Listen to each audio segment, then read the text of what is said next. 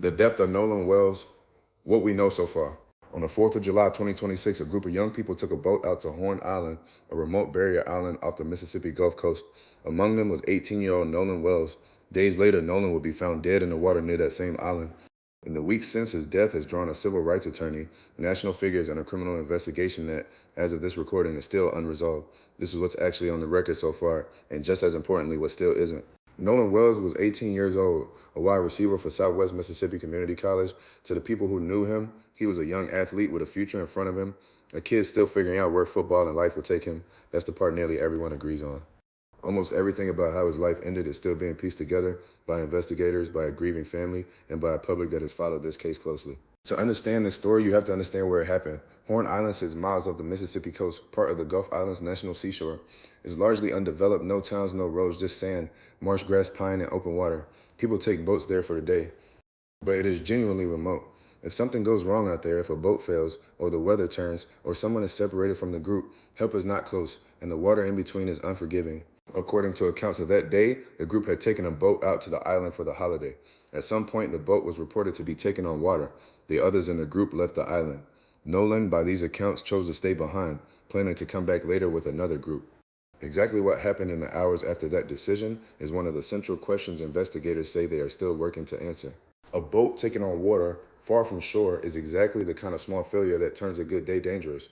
It forces fast decisions: who leaves, who stays, who goes for help. We don't have a complete, verified picture of how those decisions were made that afternoon, and it would be irresponsible to pretend otherwise. What's clear is that when the group left, Nolan was not with them. The detail that Nolan stayed behind, meaning to return with another group, has become one of the most discussed parts of this case. On its own, it isn't sinister. People split up on trips like this all the time, but it left an 18-year-old alone on a remote island as the day wound down. Whether he ever made it off the island and how is precisely what the investigation is trying to establish. At some point, it became clear that Nolan had not returned as expected.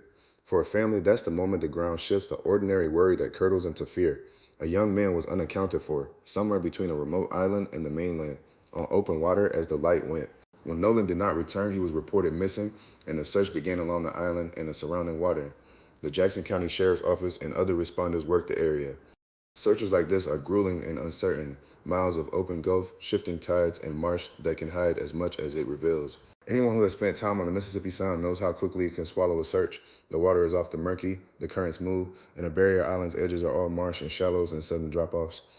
Every hour that passes without an answer is its own kind of weight on the searchers and on the family waiting on shore. Within days, searchers recovered Nolan's body from the water, just off Horn Island. Whatever hope the family had been holding on to ended there. And the questions immediately sharpened into the ones that would define everything that followed. How did an 18-year-old end up dead in the water off a remote island, and what exactly happened out there? The Jackson County Sheriff's Office opened an investigation into the circumstances of Nolan's death.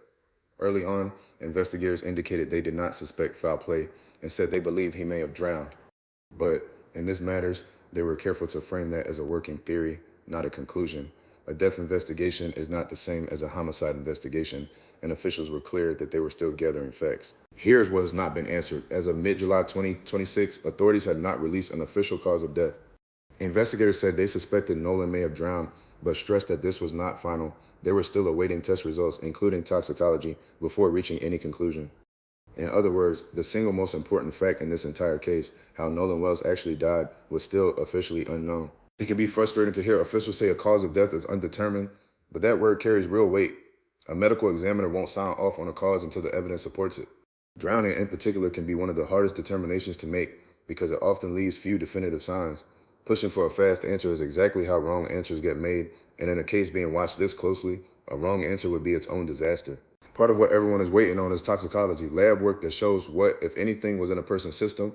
Those results routinely take weeks, and they can reshape a case entirely. They can support a theory or quietly dismantle it. Until that work is done, any confident claim about how Nolan died from anyone on any side is running ahead of the evidence. Concerned about how the case will be handled, Nolan's family commissioned a second independent autopsy conducted in Washington, D.C., and according to reports funded with the help of former NFL quarterback Colin Kaepernick, those results had been expected in early July. But attorney Ben Crump said they were delayed by issues transporting Nolan's body.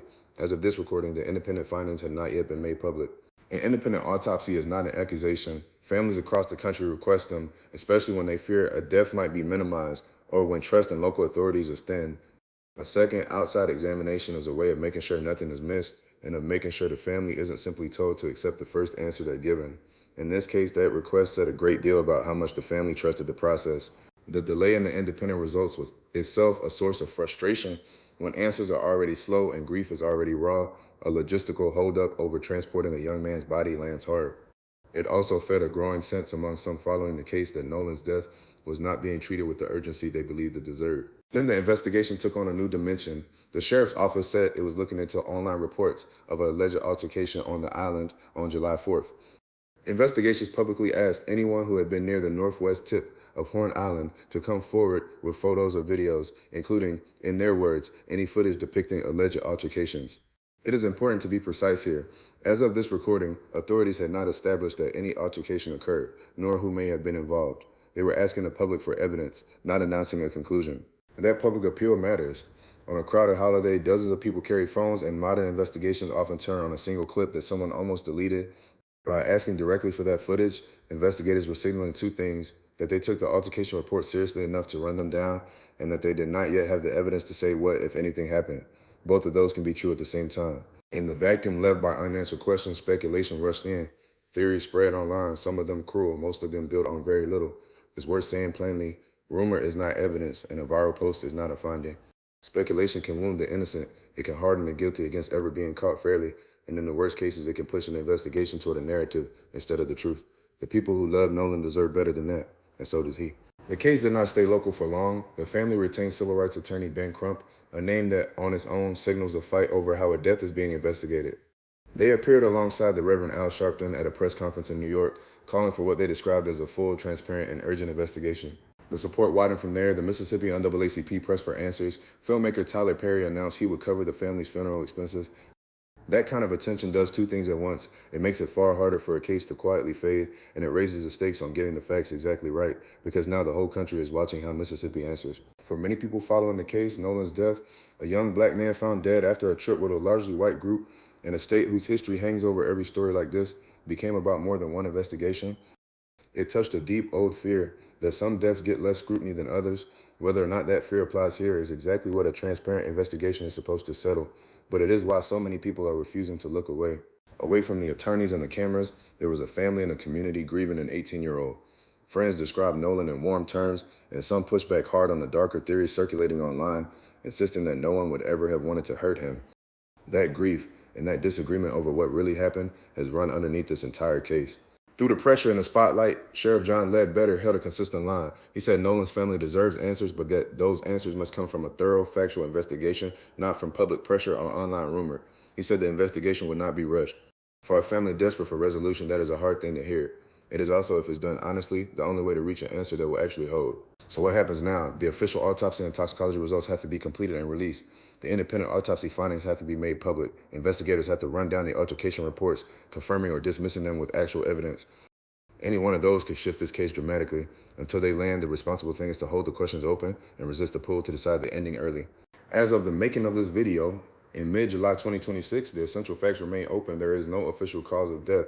The independent autopsy results have not been released. The sheriff's office is investigating reports of an alleged altercation, but has established no public findings on it. We've told you only what is on the record and been honest about the large, painful spaces where the record is still blank. As the autopsy results and the investigation move forward, this story will change, and when it does, we will update it. Nolan Wells was 18 years old. He and the people who loved him deserve the truth, the real one, whatever it turns out to be. Thank you for watching Crimetown TV. If this story mattered to you, take a moment to like this video and subscribe and turn on notifications. We'll keep this updated as the facts come in.